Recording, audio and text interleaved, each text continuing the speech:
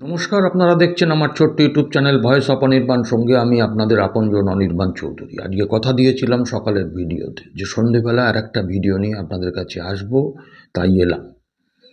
এই ভিডিওর বিষয়বস্তু সকালেও বলেছিলাম, আজকেও আমার থাম্বনেইলে এই মুহূর্তে দেখছেন, সুতরাং আমি পুনরাবৃত্তি করছি না। দেখুন, আমি গৌরচন্দ্রিকা মুখবন্ধ বেশিক্ষণ করতে ভালো লাগে না, আমি করিও না। আমি মূল বিষয়টা আজকের এই ভিডিও থেকে বলবো। তার আগে আপনাদের কাছে যেটা অনুরোধ, যদি চ্যানেলটাকে ভালো লাগে, যারা এখনও সাবস্ক্রাইব করতে পারেননি বা যারা আজকে প্রথম দেখছেন, তাদের কাছে অনুরোধ করব একটু সাবস্ক্রাইব করে পাশে থাকবেন। এবং আপনাদের এই ভিডিওটা দেখে মতামত, যেটা আমার কাছে অত্যন্ত গুরুত্বপূর্ণ, আমি সমৃদ্ধ হই, আমি শিখি আপনাদের মতামত থেকে, সেটা অবশ্যই কমেন্ট বক্সে আপনারা লিখে জানাবেন। এবং ভিডিওটা ভালো লাগলে আরও বেশি মানুষের কাছে পৌঁছে দিতে লাইক শেয়ার করতে ভুলবেন না। দেখুন, গত শনিবার নওশাদ সিদ্দিকী, আইএসএফ নেতা, তিনি তার দলের সভাপতি এবং তার দলের সাধারণ সম্পাদক তিনজন মিলে গিয়েছিলেন আলিমুদ্দিন স্ট্রিটে। কারণ তিনি এর আগে সিপিএম এবং কংগ্রেসের কাছে একাধিকবার চিঠি, মেল ইত্যাদি করেছিলেন। সেটা হলো যে নির্বাচনটা এগিয়ে আসছে, সাধারণ মানুষের স্বার্থে জোট, সেই জোটটা আবার করার দরকার এবং খুব তাড়াতাড়ি সে বিষয়ে সিদ্ধান্ত নেওয়ার প্রয়োজন আছে। সিপিএম বাংলা বাঁচাও যাত্রা নিয়ে ব্যস্ত থাকায় বা অন্যান্য কর্মসূচি, গণসংগঠনগুলোর সম্মেলন ইত্যাদি নিয়ে ব্যস্ত থাকায় এতদিন বসতে পারেনি। কিন্তু গত শনিবার বিমান বসু, মোহাম্মদ সেলিম এবং ত্রিদীপ ভট্টাচার্য, নওশাদ সিদ্দিকী ওদিকে তার দলের সভাপতি এবং সাধারণ সম্পাদক বিশ্বজিৎ মাইতির সঙ্গে দীর্ঘ বৈঠক করেছে। এখন নওশাদ সিদ্দিকী সেখানে ৭৫টা আসন, গোটা রাজ্যের মধ্যে ৭৫টা আসনের একটা তালিকা নিয়ে গিয়েছিলেন। তার মধ্যে উত্তরবঙ্গ থেকে শুধু ছিল মালদা আসনের, মালদার, আর এছাড়া হাওড়া, হুগলি, ২ পরগনা, নদিয়া, মুর্শিদাবাদ ইত্যাদি ইত্যাদি জেলা মিলিয়ে মোট ৭৫টা আসনের তালিকা নিয়ে গিয়েছিলেন। এখন দেখুন, তার মধ্যে যেমন নওশাদ সিদ্দিকী এটাও নিয়ে গিয়েছিলেন যে বর্ধমান, পূর্ব বর্ধমান থেকে 7টা সিট, এরকম বিভিন্ন জেলার সব নিয়েই ৭৫টা আসন নিয়ে গিয়েছিলেন। এবং সেই বৈঠকে দীর্ঘ আলোচনা হয়। তবে একটা বিষয়ে উভয় পক্ষই ঐক্যমত্য হয়েছেন, সেটা হচ্ছে 2026-এর নির্বাচনে তৃণমূলের মতন স্বৈরতান্ত্রিক শক্তিকে হারাতে এবং বিজেপির মতন সাম্প্রদায়িক শক্তিকে আটকাতে জোটটা অবশ্যই দরকার। এবং সেই ব্যাপারে আলোচনাতে বিমান বসু, বামফ্রন্ট চেয়ারম্যান, পরিষ্কার জানিয়ে দেন যে এখানে আমরা জোট চাই, তার মানে এই নয় যে কেউ কোনো অবান্তর দাবি করবে সেটাকে মেনে নিতে হবে। সিপিআইএম একটা বড় দল, বামফ্রন্টের মধ্যে শরিকদের শক্তি থাক না থাক, অন্তত বামফ্রন্টের নামে তাদেরকে বেশ কিছু আসন কিন্তু ছাড়তে হয় সিপিএমকে। আবার বামফ্রন্টের বাইরেও সিপিআইএমের লিবারেশন সম্প্রতি যে নির্বাচনগুলোতে লড়ছেন, সেইখানেও কিন্তু সিপিআইএমের জেতা সিট ছেড়ে দিতে হয়। আবার আইএসএফ গত ২১ সালের নির্বাচনে যে কেন্দ্রগুলো থেকে দাঁড়িয়েছিল বা যে কেন্দ্র থেকে জিতে এমএলএ হয়েছে, সেই কেন্দ্রগুলো কিন্তু সিপিআইএমেরই ছিল। স্বাভাবিকভাবেই সিপিআইএম এই শরিকদের সামলে, শরিকদের বাইরে বাম গণতান্ত্রিক শক্তিকে সামলে, তারপরে আপনার নওশাদকে সিট দেওয়ার ব্যাপারটা নিয়েও কিন্তু তারা ত্যাগ করতে রাজি, কিন্তু একেবারে উজাড় করে কিছু দিতে পারবে না। একথা পরিষ্কার বিমান বসু, সেলিম বলে দিয়েছে। আর সিদ্দিকিও ওই কথা বলেছে, নওশাদ সিদ্দিকিও ওই কথা বলেছে, দেখুন আমিও আমার পক্ষ থেকে ছাড় দিতে পারি, কারণ আমার কাছে বড় বিষয় হচ্ছে জোট। কারণ হুমায়ুন কবিরের মতন তৃণমূলের এজেন্ট, তার ডাকে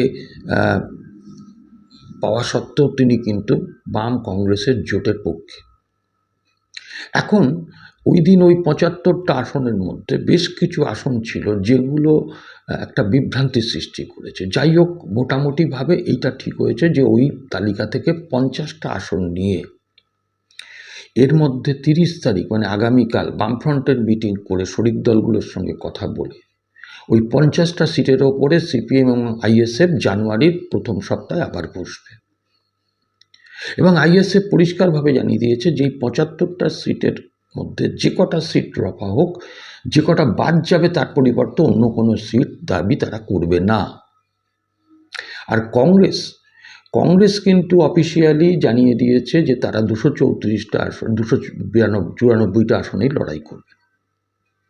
সেপ্টেম্বরে একটা দ্বিতীয় যে কংগ্রেসের পলিটিক্যাল অ্যাফেয়ার্স কমিটির মিটিং গত 17 এবং 18ই ডিসেম্বর কলকাতাতে অনুষ্ঠিত হয়েছে।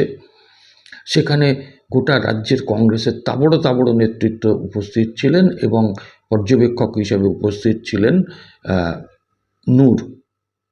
নূর সাহেবের উপস্থিতিতে যে আলোচনা হয় সেখানে কিন্তু কংগ্রেস ওই পলিটিক্যাল অ্যাফেয়ার্স কমিটির অন্তত 90% যারা মেম্বার তারা কিন্তু জানিয়েছেন যে আমরা 2026-এ এককভাবে লড়তে চাই।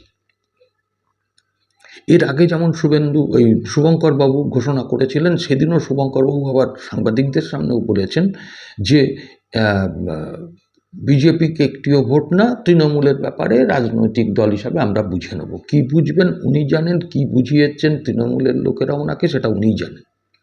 তবে এটা ঠিক যে অধীর চৌধুরী তিনি কিন্তু একেবারে কাছের লোকেদের কাছে বা বেশ কিছু সাংবাদিকের কাছে অকপটে জানিয়েছেন যে কংগ্রেসের যে মূল শক্তি 3টে জেলায় এই রাজ্যের মধ্যে, সেটা হচ্ছে মুর্শিদাবাদ, মালদা এবং উত্তর দিনাজপুর।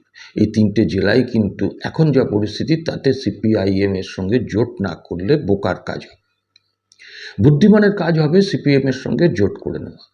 এবং আমি আপনাদের বলছি, যদি জানি না কি হবে শেষ পর্যন্ত, যদি অফিসিয়ালি কংগ্রেস পিছিয়ে যায় এই জোট থেকে বা তৃণমূলের কোনো রকম কোনো প্রলোভনে পা দিয়ে যদি জোট না করে, তাহলে কিন্তু অধীর চৌধুরী এইটুকু আপনাদের বলে দিই যে মালদা, মুর্শিদাবাদ এবং উত্তর দিনাজপুরে অন্য খেলা খেলে দেবেন।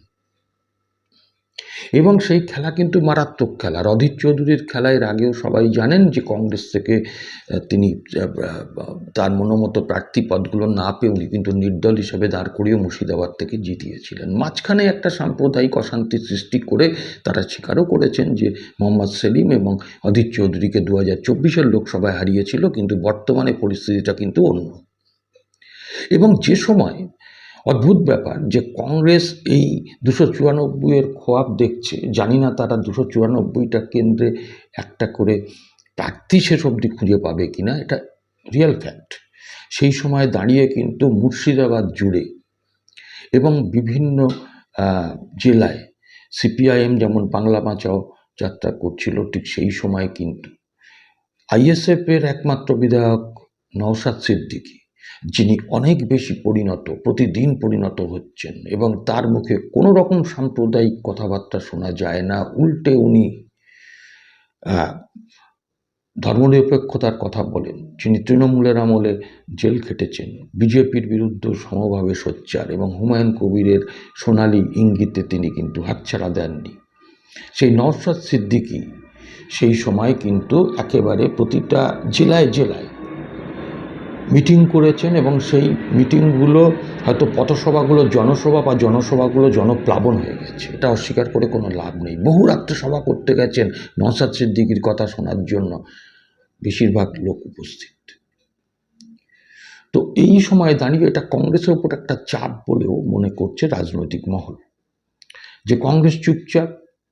এখন কংগ্রেসের ধরুন এই 18-19 তারিখে যে 17-18 তারিখে যে পলিটিক্যাল অ্যাফেয়ার্স কমিটির মিটিং হলো, যেখানে 90% কংগ্রেসের নেতৃত্ব এককভাবে লড়াইয়ের কথা বললেন। একমাত্র সেখানে প্রদীপ ভট্টাচার্যের মতন নেতৃত্বও কিন্তু বুঝেছিলেন এবং তার জন্যই তিনি বলেছিলেন যে এত তাড়াতাড়ি সিদ্ধান্ত নেওয়ার দরকার নেই, আরও বেশি চর্চা করা প্রয়োজন।